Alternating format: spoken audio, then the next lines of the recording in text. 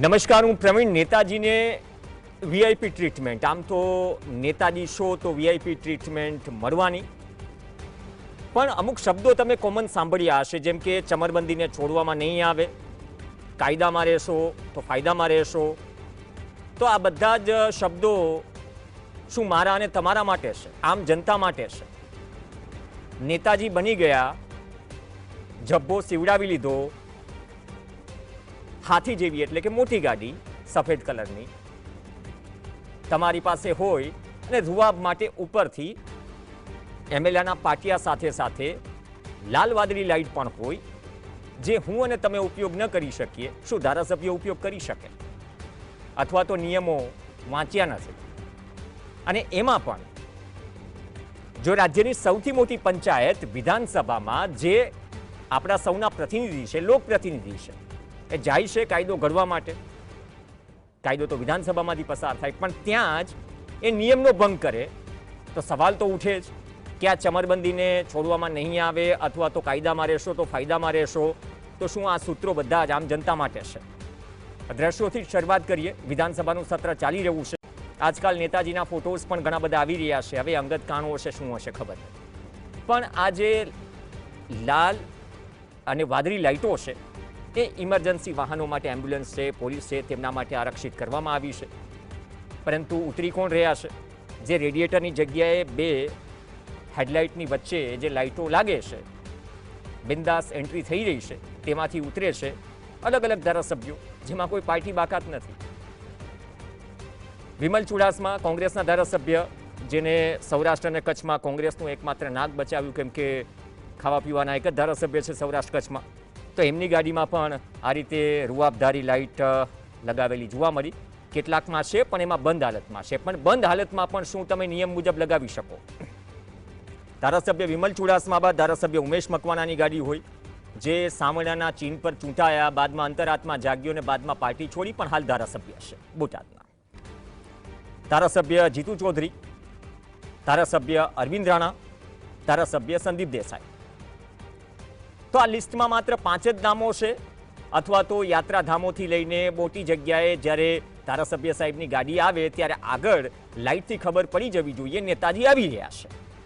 રસ્તો થઈ જાય, એન્ટ્રી મળી જાય, દર્શન પણ થઈ જાય, કેમ કે વીઆઈપી દર્શનનો મુદ્દો તો ડાકોરથી લઈને બધી જ જગ્યાએ ઉઠ્યો હતો, ત્યારે વિવાદો હતા. હવે અમે પ્રયત્ન કર્યો કે એક્સપર્ટ, અમારા સહયોગી ધવલે જ્યારે આ સ્ટોરી રિપોર્ટ કરી, આ બધા જ ધારાસભ્ય વિધાનસભાના સત્રમાં જઈ રહ્યા હતા, તો રાજ્યની સૌથી મોટી પંચાયતના પાર્કિંગમાં અથવા તો પંચાયતના કેમ્પસમાં જો પ્રજાના પ્રતિનિધિઓ કાયદો તોડે, તો શું કાયદો એમના માટે નથી?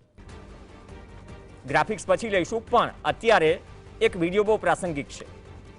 સ્વર્ગસ્થ મુખ્યમંત્રી રાજ્યના વિજયભાઈ રૂપાણી મુખ્યમંત્રી થઈને પોતાની કાર ઉપરથી લાલ લાઇટ હટાવે છે અને વીઆઈપી કલ્ચરને તિલાંજલિ આપે છે.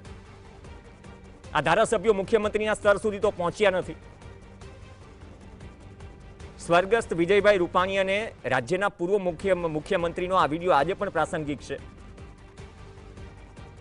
બોધપાઠ લેવાની શું જરૂર નથી? નિયમોને કાયદા અથવા તો જે વ્હાઇટ એલઈડી લાઇટ સફેદ હાથી જેવી ગાડીઓમાં નિયમ વિરુદ્ધ ઘણી જગ્યાએ લગાવવામાં આવે છે. આજકાલ ડ્રાઈવ પણ ચાલે છે સુરત અને અલગ અલગ શહેરોમાં, દંડ પણ ફટકારાય છે. તો બધી શુભ શરૂઆત તમારાથી કરો. આપના પૂર્વ ધારાસભ્ય છે, કોંગ્રેસના ધારાસભ્ય છે, ભાજપના ધારાસભ્ય છે. આ પ્રજાના પ્રતિનિધિઓ જ્યારે પગાર વધારવાનું કે ભથ્થા વધારવાની વાત આવે તો અંડર ધ ટેબલ હેન્ડશેક થાય, આમાં કોઈ વિરોધ નથી હોતો. તો આ નિયમ માત્ર શું આમ જનતા માટે છે કે ફટ કરતા મેમો તમને આવી જાય? હવે જે નિયમો છે આકરા છે. તમારી ગાડી પણ શું જપ્તી થઈ શકે, તમારું જે લાયસન્સ છે એ પણ શું સસ્પેન્ડ થઈ શકે. આ ફ્લેશિંગ લાઇટ કહેવાય. બાય ધ વે, થોડું ગૂગલ કરશો તો એમેઝોનથી લઈને ઘણી બધી વેબસાઇટ ઉપર 500 થી 560 રૂપિયામાં મળી જશે. એટલે આ મોંઘી પણ નથી, પણ રૂઆબ મોંઘો છે, રૂઆબનો વજન મોંઘો છે. તો વિધાનસભા સત્રના 3 દિવસ થયા, 4 દિવસ થયા, હવે આવનાર સમયમાં વિધાનસભા સત્ર ચાલશે. તો વિધાનસભા સત્રમાં હવે શું વિધાનસભા કેમ્પસમાં પાર્કિંગમાં આ કાયદા બારની ફ્લેશિંગ લાઇટ સામે કાર્યવાહી થશે ખરા? આ સીધો સવાલ છે, એક પાર્ટીને સવાલ નથી, આમાં બધા જ ધારાસભ્યો આવી ગયા જે નિયમ તોડે છે. બાકી સ્વર્ણિમ સંકુલ કે વિધાનસભાના કેમ્પસમાં પાર્કિંગમાં ઘણી વખત એવું પણ હોય કે ભલે બ્લેક ફિલ્મ પર મનાઈ હોય, પરંતુ ઘણી ગાડીઓમાં બ્લેક ફિલ્મ પણ લાગેલી હોય છે. રૂઆબ, વજન. બારેવડિયા સાહેબ આપણી સાથે જોડાયેલા છે. સાહેબ, અવાજ પહોંચી રહ્યો છે? ઓકે ઓકે સાહેબ, સવાલ તો થઈ ગયો, આપનો જવાબ કન્ટિન્યુ કરી શકો છો. જી સાહેબ. જે વાત કરી તો સેન્ટ્રલ વોટર રૂલની અંદર રેડ લાઇટ લગાડવી રૂલમાં જોગવાઈ એસો નંબર પણ એને પબ્લિશ કરવામાં આવેલું છે. એમાં કોને કોને હાઈ ડિગ્નેટરી કોણ છે એને સ્પેસિફાઈડ કરીને એ લોકો આપવાની છે. એમાં સેન્ટ્રલ ગવર્મેન્ટ પદાધિકારીઓ અથવા જસ્ટિસ છે અથવા ચેરમેનો છે કરેલા છે. એ જ રીતે સ્ટેટ ગવર્મેન્ટ પોતે એને જે વીઆઈપી તરીકે હાઈ ડિગ્નેટરી માટે ઓથોરાઇઝ કરે તો એને બાય નોટિફિકેશન ડિક્લેર કરવાનો છે, ગવર્મેન્ટે જાણ પણ કરવાની છે. સામાન્ય રીતે રેડ લાઇટ જે છે એ યાદ કરાવું આપને કે જે શંકરસિંહ વાઘેલા જયારે માનનીય મુખ્યમંત્રી હતા પણ એમણે વીઆઈપી માટે કાઢવાનો પ્રયત્ન કર્યો હતો. ત્યાર પછી આપણે મોદી સાહેબ આવ્યા છે, એમણે પણ આના માટે જોગવાઈ કરી અને મોટા ભાગના જે હતા મંત્રીઓ સ્ટેટ લેવલના બધાને રેડ લાઇટ કાઢી નાખેલી છે.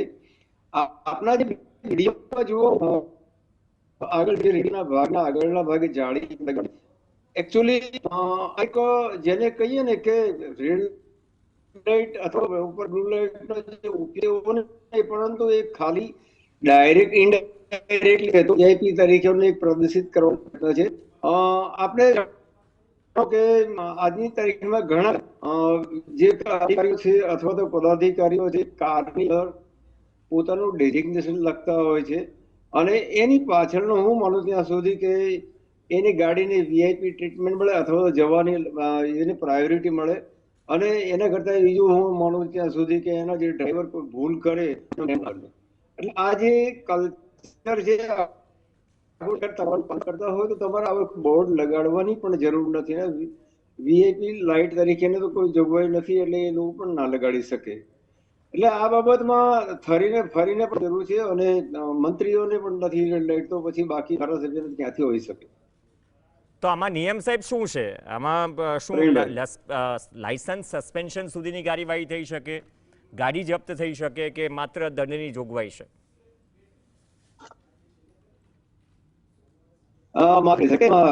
જપ્તી માટેની જોગવાઈ નથી, દંડની જોગવાઈ છે. તો દંડ ભંગ કર્યો છે એને લઈ શકાય. ડ્રાઈવરના લાયસન્સ સસ્પેન્ડ કરવા માટેની આવી કોઈ સ્પેસિફિક જોગવાઈ 20 નથી આવેલી, પણ આરટીઓ અધિકારી અથવા તો જે એના માટે ઓથોરિટી હોય છે. તો જો વીઆઈપી કલ્ચર હટાવ્યું જ છે તો માત્ર દંડ પૂરતું માનો છો કે પૂર્વ અધિકારી તરીકે દંડ પૂરતું કેમ સીમિત છે? કેમ કે જેને પરવડે છે આમાં શું દંડ મેટર નથી કરતો, વગ અને વજન મેટર કરે છે કે તમારી એન્ટ્રી કેવી છે અથવા તમારી ગાડી જતી હોય તો લાગવું જોઈએ કે નેતાજીની ગાડી જઈ રહી છે. આચરણમાં કદાચ તમે એવું એક ઉદાહરણ સેટ કરો જેનાથી જનતા પણ પ્રેરાય. એટલા માટે કીધું ને કે વિજયભાઈ રૂપાણી સ્વર્ગસ્થ આપણા મુખ્યમંત્રીનો એ વિડીયો આજે પણ પ્રાસંગિક છે. એટલીસ્ટ એમાંથી પણ બોધપાઠ લઈ લેવામાં આવે.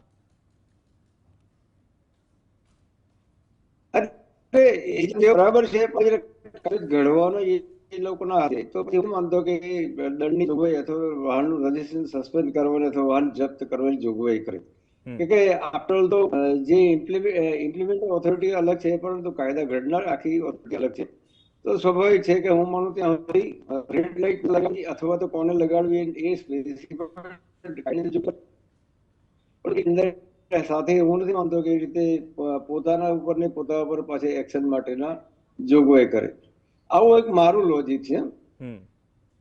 બહુ સારી વાત કરી તમે કે એક સખ્તાઈ કરી હોય તો નિયમો તો બધા માટે એક જ હોય છે, અને કદાચ જે દંડ જેને પરવડે છે તો ભરી દેશે. પણ જો વીઆઈપી કલ્ચર ખરેખર ખતમ જ કરવું હોય તો આ પરિસ્થિતિમાં જે ફેરફારો સૂચવ્યા તમે એક પૂર્વ અધિકારી તરીકે, અને કદાચ જે સરકાર પોલીસ ખાતું ડ્રાઈવ પણ ચલાવી રહ્યું છે વ્હાઇટ લાઇટથી લઈને બધું જ, તો કદાચ એમાં સુધારા વધારા અથવા તો જે પ્રેરણા લેવાની વાત છે ભૂતકાળના નેતાઓથી, એ નેતાઓથી પણ શું પ્રેરણા લેવાની જરૂર છે. આજે નેતાજીને તો વીઆઈપી ટ્રીટમેન્ટ મળી રહી છે, એમાં કોઈ મીનમેગ નથી, પણ કવરેજમાં થર્ડ ક્લાસ ટ્રીટમેન્ટ મળી, એટલા માટે અમે તમને બહુ સારી રીતે ન સાંભળી શક્યા. એના માટે અમે તમારાથી માફી માંગીએ છીએ, દર્શકોની પણ માફી માંગીએ છીએ. પણ બારવડિયા સાહેબે જે વાત કરી કે જ્યારે એક નિયમ બનાવવામાં આવે છે, એ નિયમમાં સ્પેસિફિક કોઈ લાઇટ અથવા વીઆઈપી કલ્ચરની વાત હોય, એ મંત્રી તો ઠીક, તો ધારાસભ્ય ક્યાંથી આવ્યા આમાંથી? અને જે ઇમરજન્સી સેવાઓ માટે જે લાઇટ અલોટ કરવામાં આવી છે, ફ્લેશ લાઇટ, તો એ તમે જો લગાવો છો તો દંડ લાગે છે, પણ એનાથી શું સખ્તાઈની જોગવાઈની જરૂર છે? આ સવાલ આજની આ ઘટના ચોક્કસથી ઊભો કરે છે. ધન્યવાદ બારવડિયા સાહેબ, ચર્ચામાં જોડાયા. એક બ્રેક માટે રોકાઈશું, બ્રેક બાદ અન્ય સમાચારો.